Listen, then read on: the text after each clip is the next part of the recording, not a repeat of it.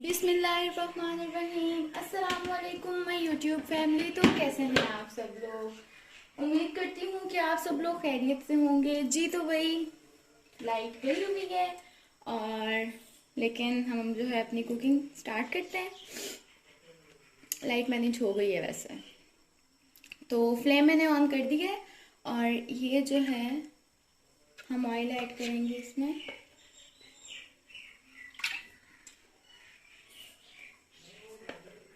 Light आ गई।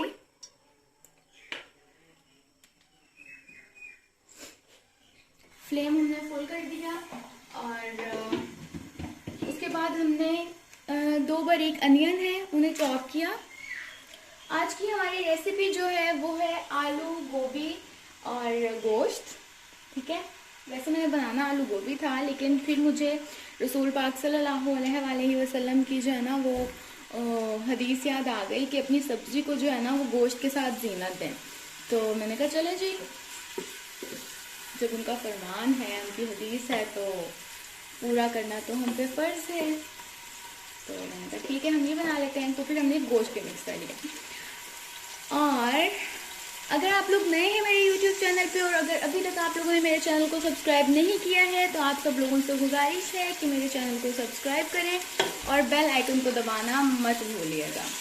ठीक है, मैंने 2.5 पौवा, जो छोटे वाला पौवा होता है ना, वो मैंने ऑयल का लिया और 2 to 3 अनियन थे जो मैंने बारीक चॉप कर लिए थे। अब हम इनको लाइट ब्राउन होने तक फ्राई करेंगे और जैसे ही ये लाइट ब्राउन होते हैं फिर हम दोबारा आपकी खिदमत में जो है वो हाजिर होते हैं। ठीक है, ये देखें जी, अनियन जो है वो हमारे ब्राउन हो गए। ठीक है, अब हमने इसके अंदर ये ऐड कर देना है सूखा धनिया। ये मैंने 2 टेबल स्पून लिया था। उसके बाद जो है वो मैंने इसमें हल्का सा सफ़ेद ज़ीरा ऐड कर देना है।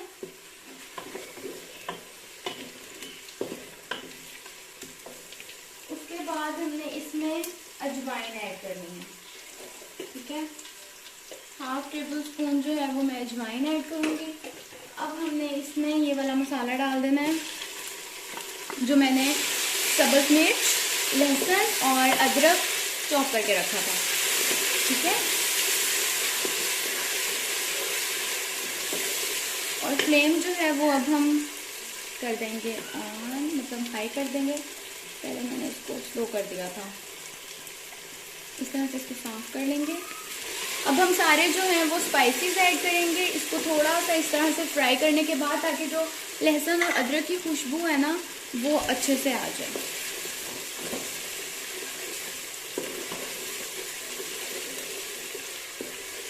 हल्का चम्मच जो है वो हम चलाते रहेंगे, हल्का।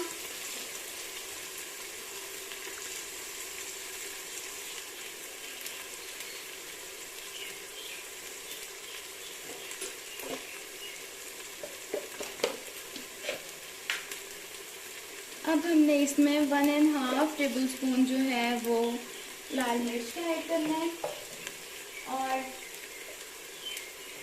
1 टेबल स्पून हल्दी ऐड करेंगे। इनको अच्छे से मिक्स कर लेंगे, क्योंकि जब हम मिर्च ऐड करते हैं ना तो वो नीचे लगने लग जाती होती है। ठीक है,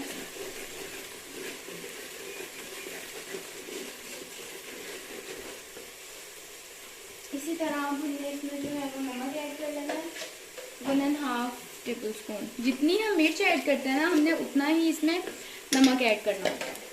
ठीक है, इसके बाद क्योंकि ये नीचे लग रहा है मसाला तो हम इसके अंदर ये टमाटर ऐड कर देंगे। टमाटर की वजह से जो मसाला नीचे लग रहा होता है ना वो नहीं लगता।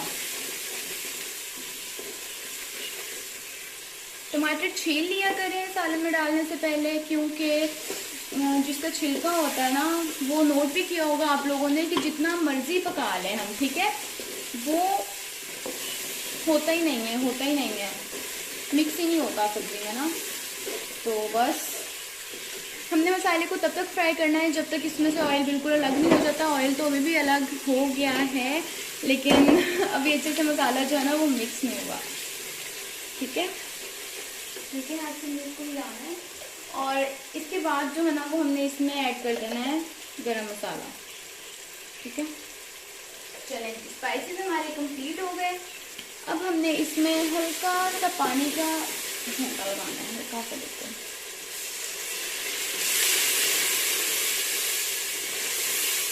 اور کوشش کیا کریں کہ جب بھی آپ سالن بنائیں نا تو ایسے ہاتھ اوپر کر کے مت ہلایا کریں, کیونکہ جو ساری بھاپ ہوتی ہے نا ویسے انگلیوں کو لگتی ہے. اور میری تو بہت ہی زیادہ یہاں سے نا انگلیاں جو ہیں وہ آلموسٹ ایسی ہوتی ہیں. لیکن خیال کیا کریں سائڈ سے ایسے ہاتھ رکھ کے چمچ بھی اگر ہلائیں تب بھی اسٹیم تو آتی ہے, بھاپ ضرور پڑتی ہے ہاتھ سے. لیکن تھوڑا سا خیال کر کے اور اپنے ہاتھ کو بچایا جا سکتا ہے. تو چلیں جی, اب جیسے ہی مسالہ بھنتا ہے پھر میں آپ کو دکھاتی ہوں. یہ دیکھیں جی مسالہ ہمارا ریڈی ہے, بالکل آئل جو ہے وہ الگ ہو گیا, یہ دیکھیں. ٹھیک ہے, اور چمچ ہلانے کا مقصد یہ ہوتا ہے کہ مسالہ جو ہے نا وہ پریشر کوکر کے ساتھ نہ لگے, جس بھی آپ برتن میں بنا رہے ہیں نا تو اس کے ساتھ نہ لگے. اب ہم نے جو ہے اس میں گوشت ایڈ کر دینا ہے, 1/2 kg سے تھوڑا سا زیادہ تھا گوشت. ٹھیک ہے, اب ہم نے گوشت کو بھون لینا ہے. ٹھیک ہے, جب تک گوشت کا سارا پانی خشک نہیں ہو جاتا تب تک ہم نے اس کو بھونتے رہنا ہے. اور جیسے ہی یہ آئل چھوڑ دے گا, کیونکہ ابھی اس نے دیکھیے گا, ابھی میں آپ کو دکھاتی ہوں, اس نے سارا آئل جو ہے نا وہ ابزارب کر لینا ہے. پھر جیسے ہی یہ آئل چھوڑے گا تو اور پانی بھی تو خشک ہو جائے گا, تو اس کا مطلب ہوا کہ ہمارا گوشت بھون کے تیار ہے. پھر ہم اس کے اندر آلو اور گوبھی ڈال دیں گے. ٹھیک ہے, آلو بھی میں نے 1/2 kg لیے ہیں اور گوبھی جو ہے وہ 1 kg لیے, کیونکہ گوبھی پک کے تھوڑی سی رہ جاتی ہے نا اس لیے. اور ویسے بھی جی میں پکاؤں اور محلے والوں میں سے کوئی سالن لینے کے لیے نہ آئے تو ایسا تو ہو ہی نہیں سکتا نا. تو چلیں جی, یہ دیکھیں آلموسٹ جو ہے نا وہ چکن بھی پی چکا ہے. ٹھیک ہے, تھوڑا تھوڑا ہے سائڈ پہ, لیکن یہ آلموسٹ چکن جو ہے نا وہ پی چکا ہے گھی. تو اب ہم اس کو بھون لیتے ہیں, جیسے ہی بھونتا ہے پھر میں آپ کو دکھاتی ہوں. یہ دیکھیں جی سارا جو ہے وہ گھی چھوڑ دیا ہے چکن نے, اور چکن جو ہے وہ اچھے سے فرائی بھی ہو گیا. چکن فرائی ہونے میں آلموسٹ 10 to 15 منٹس لیتا ہے. ٹھیک ہے, اور جیسے ہم نے گریوی والا سالن بنانا ہوتا ہے گھر میں تو وہ آلموسٹ 25 to 30 منٹس میں جو ہے نا وہ ریڈی ہو جاتا ہے.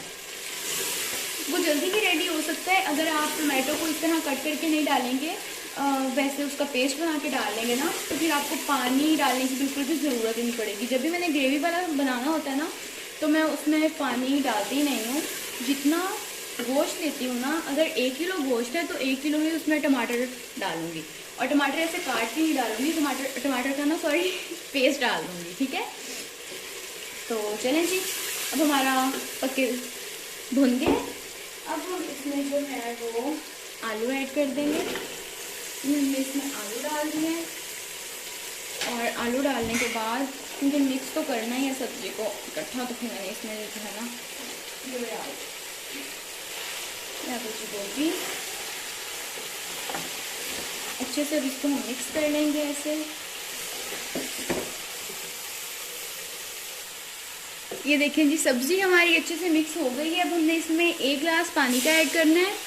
کیونکہ گوبھی بھی پانی چھوڑتی ہے, سبزی آلموسٹ ساری ہی پانی چھوڑتی ہیں.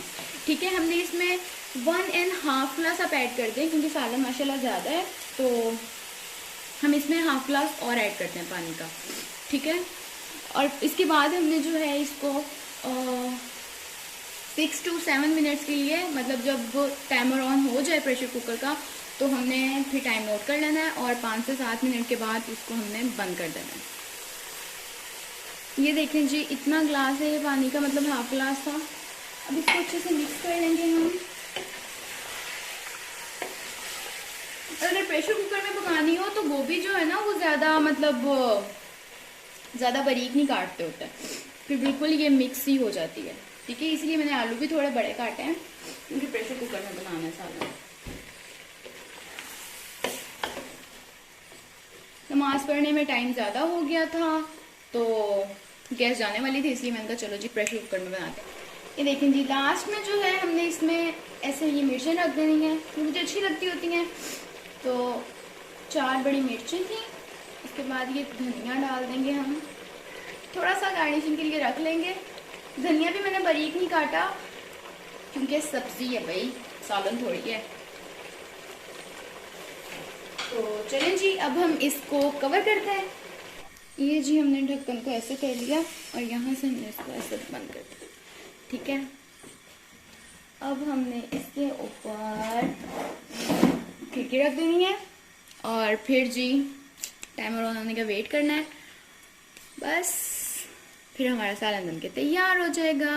تو چلیں جی ملتے ہیں ایک چھوٹے سے بریک کے بعد. یہ دیکھیں جی بالکل جو پانی ہے سبزی میں سے وہ خشک ہو گیا ہے اور کتنی مزے کی لگ رہی ہے، ایسے لگ رہا ہے جیسے آلو قیمہ ہی بنایا ہوا ہے. تو چلیں جی اب سرو کرتے ہیں، پھر میں آپ کو دکھاتی ہوں. تو یہ دیکھیں جی صرف ہماری سبزی میں جو نظر آ رہا ہے نا وہ آلو آ رہے ہیں. ٹھیک ہے، آلو کا پتہ چل رہا ہے جی کہ آلو ہیں.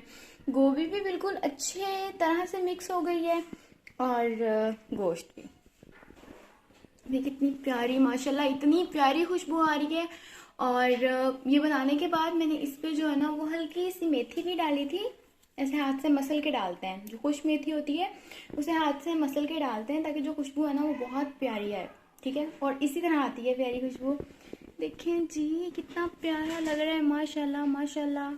تو چلیں جی نیکسٹ ویڈیو تک کے لیے اپنی دعاؤں میں یاد رکھیے گا اور اپنا بہت بہت بہت سارا خیال رکھیے گا اپنے لیے اور اپنے پیاروں کے لیے. انشاءاللہ ملاقات ہوتی ہے نیکسٹ ویڈیو میں. تب تک کے لیے اللہ حافظ.